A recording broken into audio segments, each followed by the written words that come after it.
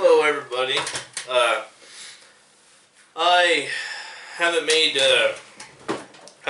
any videos lately.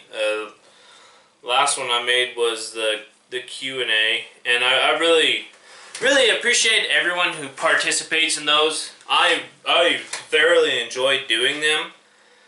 I try not to make them into a rant session. And if I answer a question, in a way you don't like, I'm sorry. I'm just being honest about it. Not trying to get on to anybody. Just sometimes I like to have a little bit of fun with it. So that brings me to what's going on this year. It's the new year. It's the 4th, and I just kind of give you guys a heads up. We're just about finished peg checking all of our cows. I'm done with all the big groups. I had some fall kevers, and I'm gonna wait till. But they were Kevin just kind of all over. They weren't like dedicated fall kevers. They were mainly like early winter, late fall, winter kevers.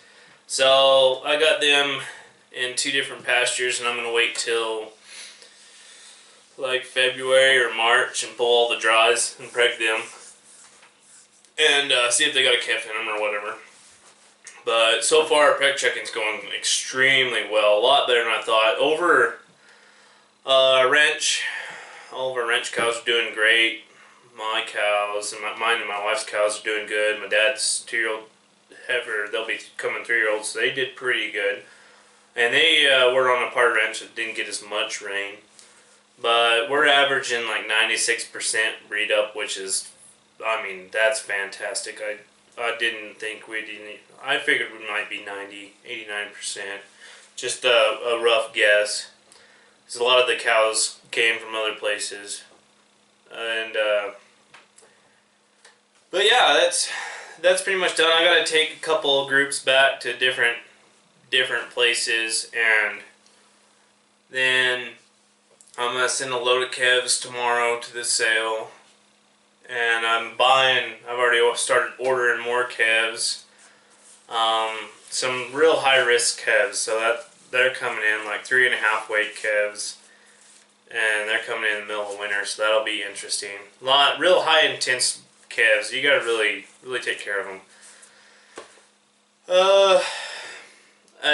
The kind of reason why I wanted to make this video is I've got over 1,000 subscribers now. I started this channel about Christmas last year. I uploaded a couple videos, but really didn't have too many, people started commenting on them about New Year's, and so I've done 1,000 subscribers in a year, and I never thought that would happen.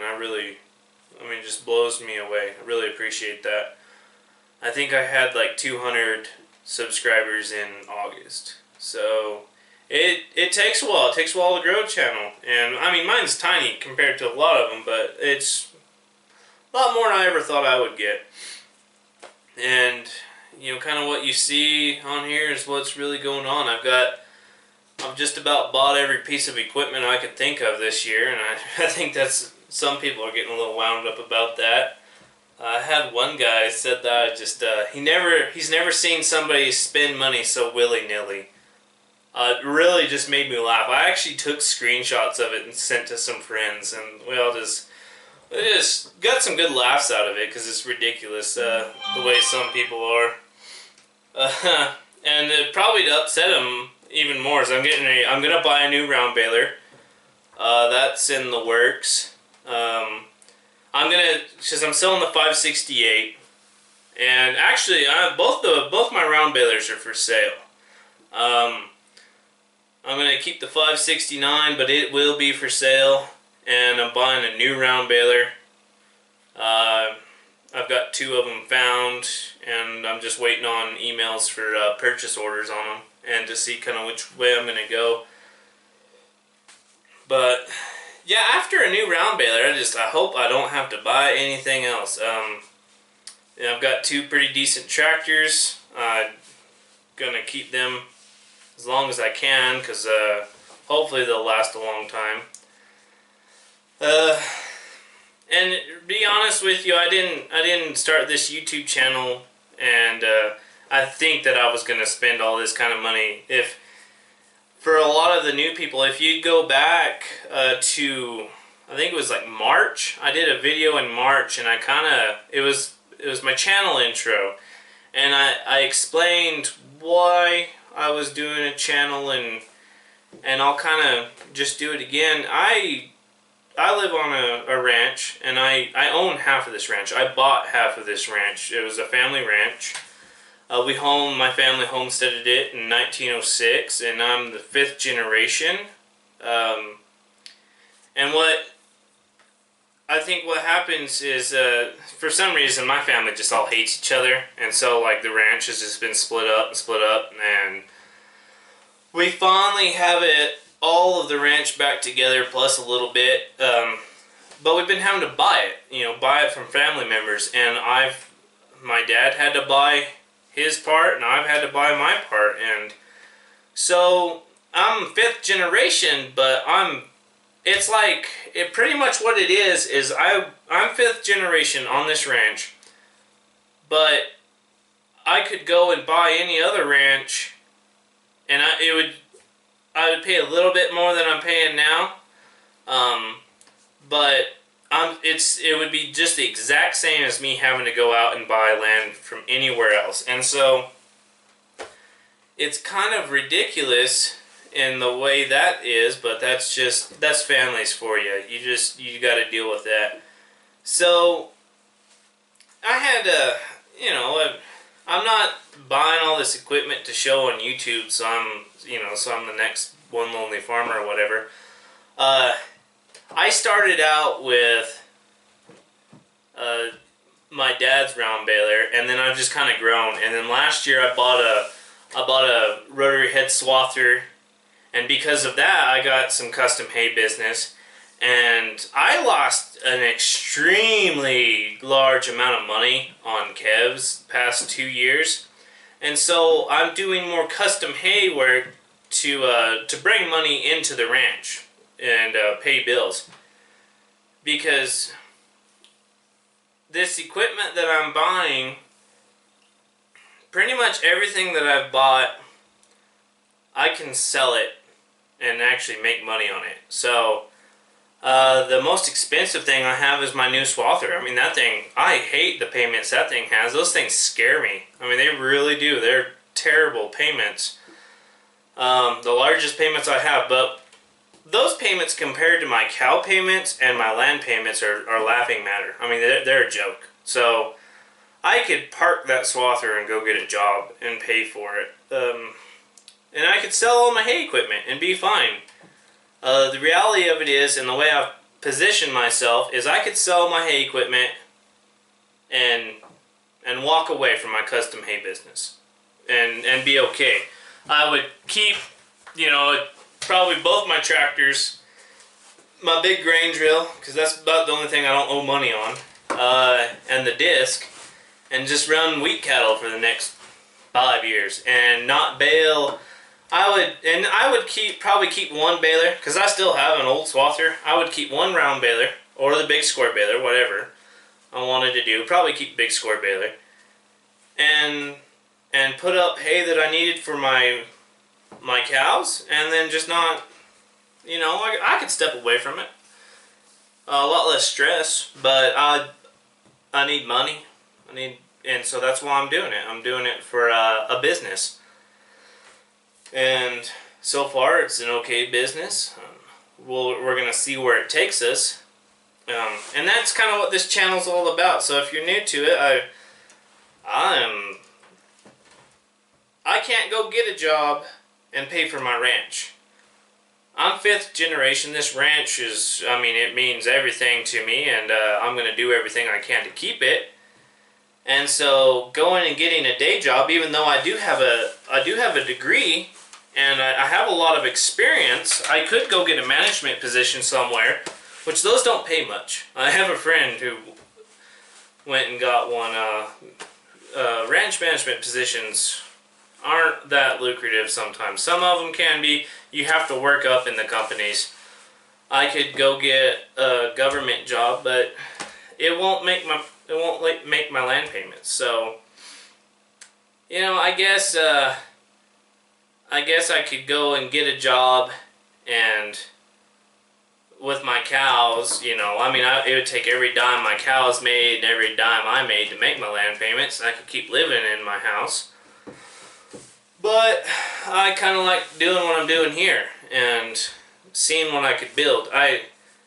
The thing about it is, if I did that, I could never expand this ranch, and that's my ultimate goal. Is it expand it to a point where it makes money, makes good money, to where you could raise a family and your children have an opportunity to be in agriculture. So they could, if they wanted to go into a feedlot, or they wanted to go into farming, or they wanted to go into cow-calf, there's enough land where they could do it, enough business where they could do it and actually build a career out of it. Because when I started, there wasn't that opportunity, and now there is, as long as we make sure all of our bills are paid. And I do a lot of business with my bank, and I borrow a tremendous amount of money with my bank. And yes, the thing about it is, there's been some people make snarky ass comments. Well, you know, of course they're gonna loan you money because the interest. Yeah, that's how they make money. Of course, that's how they make money. But they're also, depending on your bank, I have an extremely good one, and they're probably 1 in a million. But you know, they're also your business partner. And if you look at it that way and you set it up that way, and you got to find a good one, they're your partner. That's their cut. That's their cut of the business. So, you know, if you're taking care of them, they're going to keep taking care of you. And I guess when it all falls down, well, then you can go your separate ways. But that's kind of what's going on. So I just want to thank everybody for subscribing and all the comments. That's what really makes that's what makes a channel, is the people who leave comments. The views are nice, but when you get comments on every video, a lot of comments, a lot of interactive comments, that makes it a lot better. Makes it a lot more enjoyable. You want to go make videos, because when you get to the point, you know, you'll have a little bit of time where you just don't want to make a video, but if you have a lot of people who are really interested in what's going on, that's great. So I just want to take a little bit of time and kind of tell you what I'm doing. I'm just trying to make money, and I'm starting out. I'm still 25. I'll be 26 this coming year.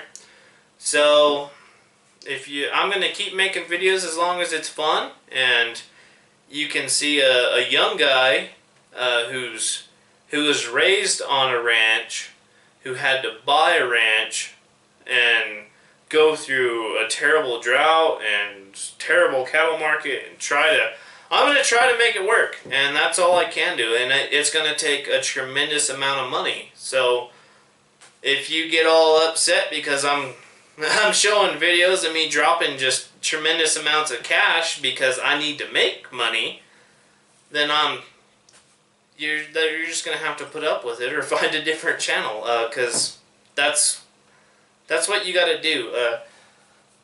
To be quite honest with you, the money I spend on farm equipment does not even touch what I spend on cattle a year. So, you know, you can see the few videos I do of cattle where, you know, oh, they're cute little fluffies, but those are expensive. And they like to die. And I have not figured out how to make money off dead cattle yet. And so, you know, I'm trying the custom hay bit too, and we'll just see what works out better in the end. I'm sure it all has its place, and we'll kind of go from there. I'm excited about 2017.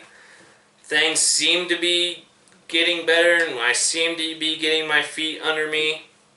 I'm excited about going into the field with a new swather, a new round baler, a fairly new big square baler.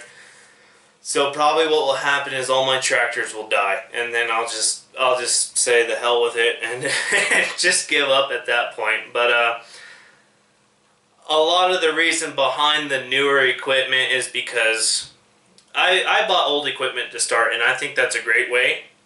You should buy old equipment to learn, but my principal payment on my equipment note and my repair payment are the exact same as what the payment on new equipment is. So I'm gonna go with new equipment and see how that works. If it doesn't work, then well, then maybe I should be in a different business. So thanks for watching. I hope you enjoy it, and we'll go from there.